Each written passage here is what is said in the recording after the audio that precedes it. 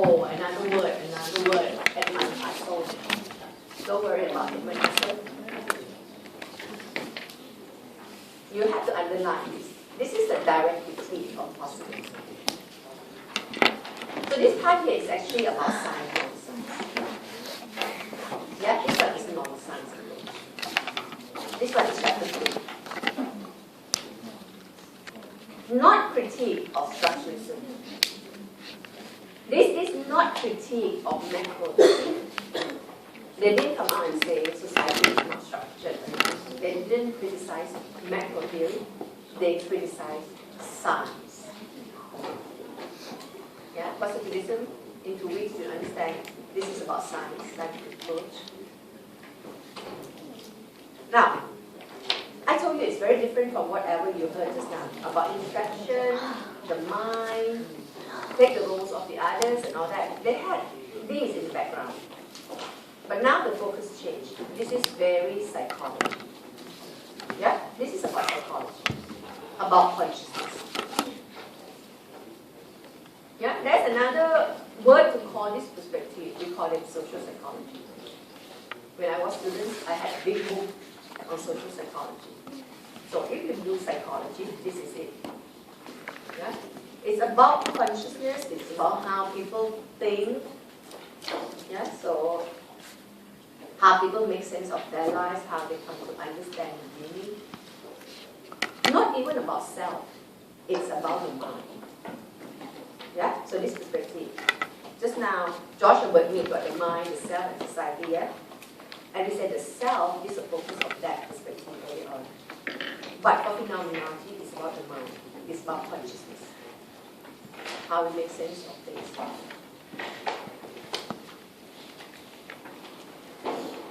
Now, these are the key words of phenomenology. They were talking about society as common sense, as taken for granted.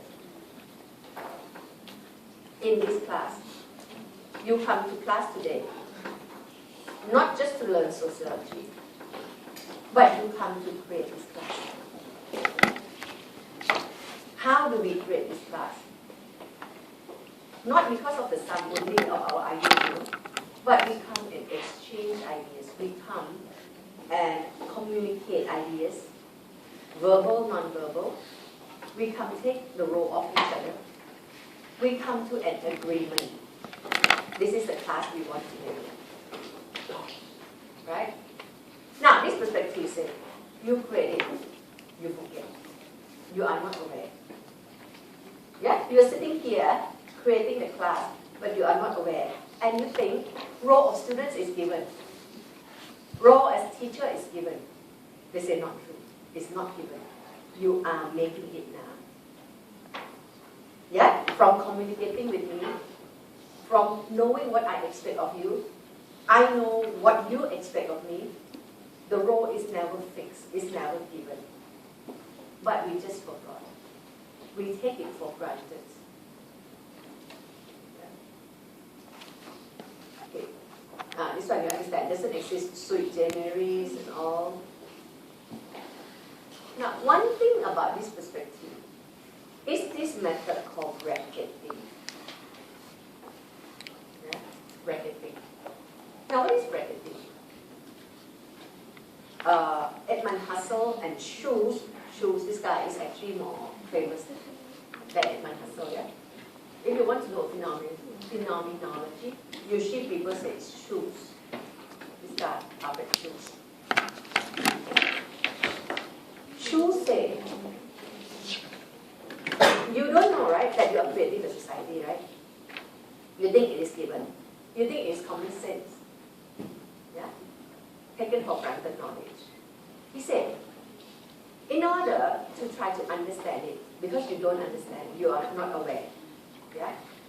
A sociologist will have to come here and then put this word in bracket, step outside, look at it objectively.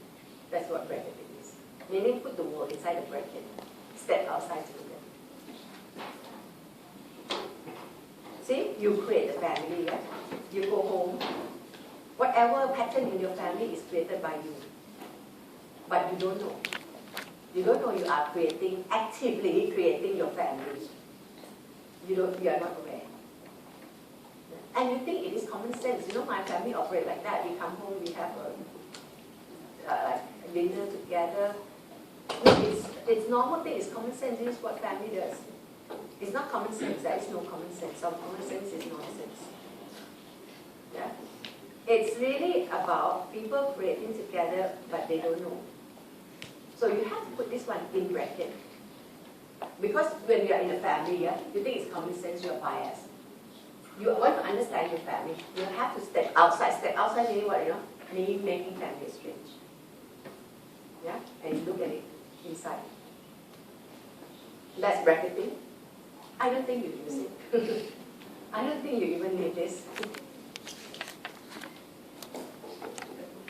Okay, this one is, I did this last time, Diary Autobiography of Jane Fry. This is just used as example of phenomenology.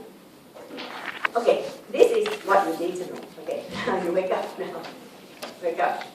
This is what you need to know. Under phenomenological approach,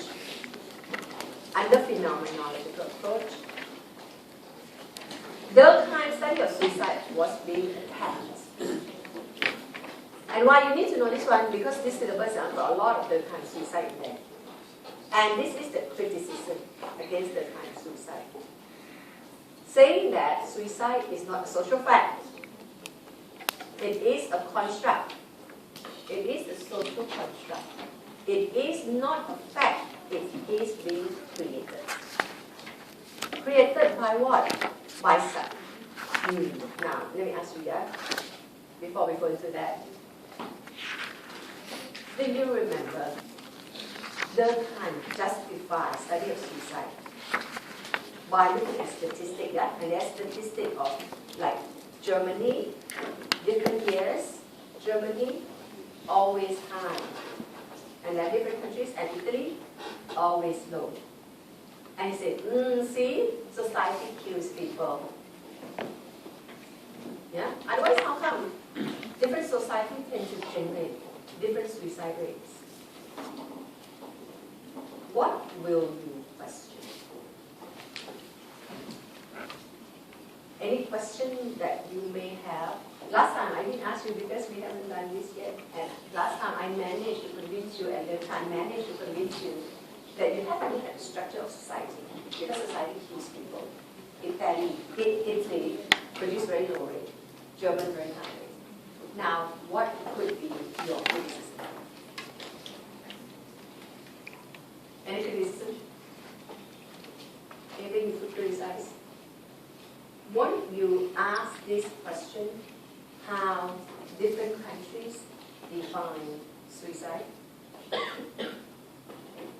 Yeah? How different countries define suicide? That is the criticism from Atkinson. See? For this perspective, yeah? If men define situation as real, they are real. Yeah? It's all the matter of definition. So this perspective, for example, Atkinson, who is quite famous, is discovering suicide, is a direct attack to the kind of suicide. He said, it's the matter of definition. That's all he said. But if you want to go into it and look at the specific concept they use the word type or typical profile. For you, think of it in terms of definition, then you understand. Coroners have different definitions. Coroners have different typical profiles or different types. Yeah? So once they have different types, different definitions, when they see death, they compare the death with that typical profile and see whether the death match that typical profile or definition or type or not. The process that they match what they think to the real thing is called typification. Yeah, the matching between the definition they have and the death. Death can be many things, right? Can be suicide, homicide, natural death, murder, all kinds of death, yeah? How do to be identified at one day as suicide. You've got to have definition or typical profile or types. And you then typify it.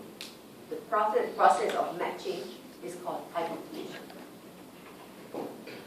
And he showed that coroners in UK and Denmark have different definitions. Yeah, has different types. They think of suicide quite differently. So when you show them the same case, some of them identify as suicide, some not. Yeah? So therefore, suicide is not fact.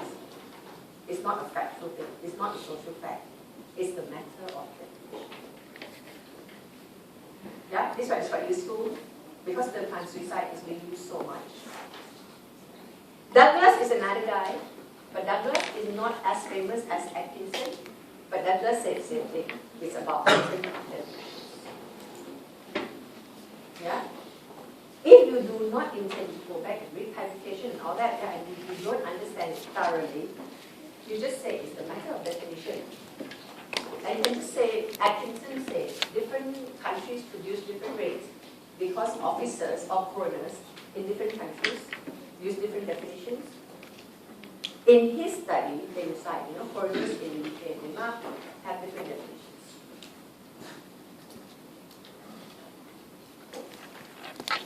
Okay, the last perspective here is Harold Garfinkel. Another word, ethnomethodology. Okay, you don't need to know very much about ethnomethodology. Ethnomethodology is the method, I would say, it's the method that is used if you have the assumption of phenomenology. Just now we say, you create reality, you don't understand it, correct? That's phenomenology. You are making up this class, but you're not aware. And you thought it's common sense. You thought it's a norm there. You thought roles is given. You are not aware. Yeah? And just now Shu say you do bracket thing, yeah? But Garfinkel had another better method. This one you go back and read up yourself. Another method called breaching respect. Breaking rules. Yeah? You create this class. You don't understand it. You're not aware. You create a family. You're not aware. Garfinkel asked his students to go home and conduct breaching experiment, or another word is breaking the rule, to know that the rule is created by you. So he told his students, go home today and act abnormally, go and break the rule. So the student went home and do things abnormal. Do things that doesn't conform to the norm of family. For example, every day you go home, yeah? There's a pattern and you think it is given. That you use your key, you unlock your door, if mother at home, then you go, hi ma, hi mom, and then what? Bobby, you go into your room. It is pattern, yeah? And at the dining table, if it is like, you sit down and the maid serve, it is like that. If it is buffet, everybody understands it. It's common sense. This is the natural pattern in my family. Now, today, we go home, and that's the students do. They go home, instead of unlock the door themselves, ring the bell. This, for example, different people do it differently. Yeah? Ding dong, mother come. Oh, son, you forgot your key. Hello, madam. Yeah? And start to do things which you don't normally do. Garfinkel wanted to show the students, family is created by you. You can break it, you can change it. That is what completion is. It's to tell you whatever pattern that you think exists in the society, there is no such pattern. Okay, that is only you creating it, but you just forget. Now, this This one up here says, argue that there's shared agreement between partners in a conversation is a myth. Partners in a conversation interpret what they think the other person means. We often think that in a telephone conversation or in a normal conversation, that is pattern. And they say not true, no? That is not true. In the conversation, there is no pattern. See? How are you? How are you? That's a pattern, yeah? I'm okay, isn't it? I'm okay. People ask you, how are you? You don't say, I'm not that okay. Yeah? Yeah? I'm okay. How are you? Then, this is in your subject guide, yeah? You go back, read up yourself. That's quite funny. How are you? How am I regarding to what? My health, my finances, my schoolwork, my peace of mind, my what? Will you say that? That is really friend. Yeah? To tell you that there is no such pattern in the conversation, you know. These are all taken for granted knowledge. These are all something we call common sense. You know? But it is created by you. Just that we just tend to follow it, but it doesn't mean that this thing constrains us or structure how our conversation is. Yeah, this one is quite interesting. Go back and read yourself. And then you know that the pattern is not really that pattern. You can break it. But in general, that is pattern in the conversation. That's what we thought. Okay. Okay, learning to label is something that combines macro and micro. This one is not in your subject guide, but it is in the DVD. And I heard Ms. Goshen talk about it all the time, so I will just add a little bit here. We have done macro, big, micro, small. Macro structuralism, micro psychology. Yeah? Macro society constrain us, micro we have choice. Right? Now, this one is to conclude the lecture on theory, macro and micro. There is this work by Paul Willis that combine macro structures Marxist perspective with micro interpretivist epistemology, methodology. The work is called Learning to Labor. I mentioned this work before. Working class kids get working class job. That is class reproduction. That is Marxist. Marxists believe that working class will remain working class, capitalist class will remain capitalist class. Yeah? Okay. But, so this will combine macro Marxist idea with interpretivist methodology, mainly conversational analysis. Conversation analysis. So, what he did was, he taped the conversation among working class kids to see how they interact, how they communicate, how they use the language to communicate each other, to create subculture in school. Yeah, and the subculture in school is such that you shouldn't be friendly with your lecturer, yeah? That is working class mentality. They will form their subculture. They won't care about what is going on in school. They just come to school because it's compulsory, because the parents ask them to come. But when they come to school, they don't learn anything because they reinforce each other that they shouldn't learn anything. Yeah? If you're doing well in school, you'll be teased by your friends. If you are good friends with your teachers, you'll be teased by your friends. So they create subculture in school. That's why working class kids get working class jobs. So he did it through analyzing the interaction they get from tape recording the conversation among these students, working class students. Okay, just one more. Anthony Giddens. Okay, Anthony Giddens is, sometimes they ask you in exam, yeah, but you don't have enough. If you need to write about him, you've got to read on your own quite a lot. So then I probably won't advise you doing that. This one is probably to introduce you to somebody still alive, yeah, to a sociologist who create theories. Because sociologists now, don't create new theories anymore. We are too busy making ends meet or trying to get funding to do research. So nobody really creates theories.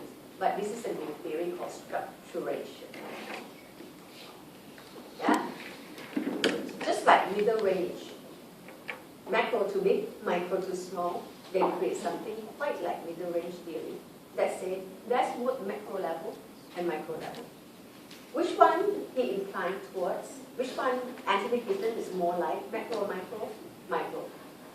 He's more like micro sociology. Saying what? We have choice. We have choice. Yeah? And all come from interaction, communicating, symbols, and take a lot of others. He didn't look at those because those are the key ideas of interactionism. But he said we have choice. Yeah? We are individuals who have choice. We make choice. But this so happened, as we are making choice, we also have knowledge about what people usually do. Yeah? And we tend to kind of follow what people usually do. That's why there is pattern, and pattern recurs. We have choice, not having to get a degree. Yeah? We have choice. You don't have to come and try to get University or BSc. Yeah? However, you feel that most people who are successful tend to have a degree. Yeah, it's some kind of pattern that people tend to be successful when they get a degree. Even when you have choice, you don't have to get a degree, you tend to want to get a degree. So therefore, after A level, you see a lot of people coming to get a degree, you see the pattern continue, and the pattern that after A level, you come to college. His example is language. And why he used language? Perhaps because Durkheim used language. For Durkheim, language is a social fact. Social fact, yeah? You are born into it. You are socialized to use this language. Language will remain even before, even after you die. Language is a social fact. It has constraining effects. Remember that?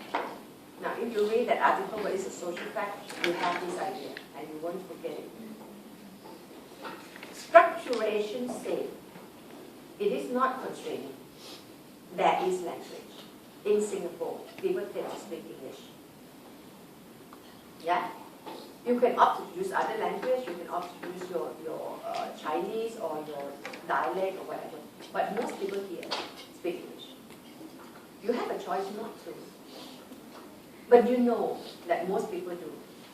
So generally you just conform, you just continue. I think English is not a very good example. Let's say Singlish better in the marketplace, yeah? Market. People tend to speak Singlish, right? Yeah? You have the choice to speak perfect English or Singlish with it. But you know that in this context, people tend to speak Singlish, so you tend to follow. That's why Singlish is the norm there, because people reinforce it. Not that it is constraining, but just that people have choice, but people tend to choose to follow, to conform to that. That's why pattern is being created and recreated. But Anthony Giddens argued that you see language changes. Yeah? Therefore, it doesn't mean that it's constraining and you take it passively. You are actively choosing to do what to do, not to do. Yeah? You know, once in a while you have new language pop up in the dictionary, yeah? New English words, isn't it? What do you call these? The other day I was watching, I forgot. You know, when you take the photo, what do you call it?